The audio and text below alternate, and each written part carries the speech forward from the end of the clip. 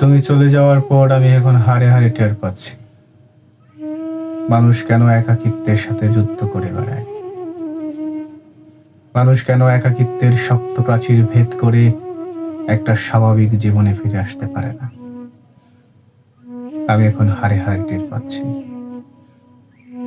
তুমি থাকাকালীন যে শব্দরা আমার সাথে খেলা করত, যেই সুর আমার কানে ভেসে আসতো, সেই সুর এখন এখন স্বপ্ন বিলাসের মতো। তোমার জন্য পথ চেয়ে থাকতে থাকতে এখন আমি বধির হয়ে গেছি।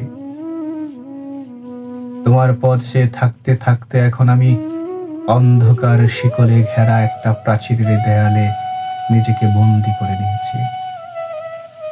এখন আমি তোমাকে কবিতায় খুঁজি, খুঁজি গানের ছন্দে সুরে, গল্পের মোড়ে যখনই তোমার নামের কোনো শব্দ শুনি, সেই প্রতিধ্বনি আমার কানে বেজে ওঠে।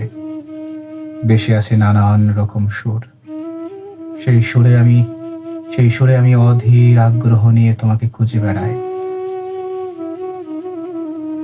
কিন্তু কিন্তু তোমার কোনো হদিস পাই না।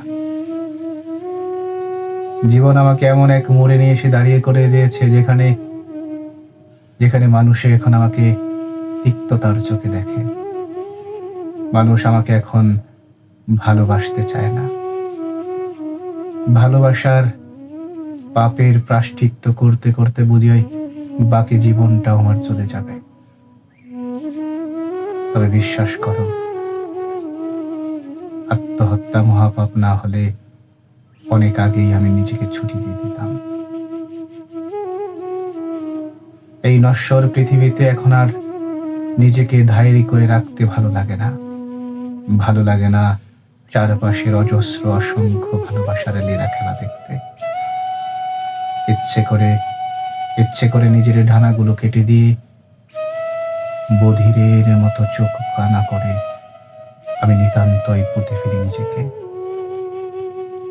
মনে চায় এই শহর, এই সংসার, এই জগৎ সবকিছু তিক্ত, সবকিছু অসংখ্য মানুষের ভিড়ে আমাকে এক নিঃসঙ্গ পথিকের মতো সবাই আশ্রয় ফেলে।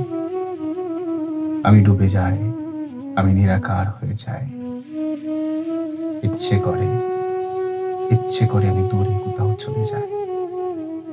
যত দূরে গেলে এই মানব জাতি আমাকে ভালোবাসার কলঙ্ক দেবে না।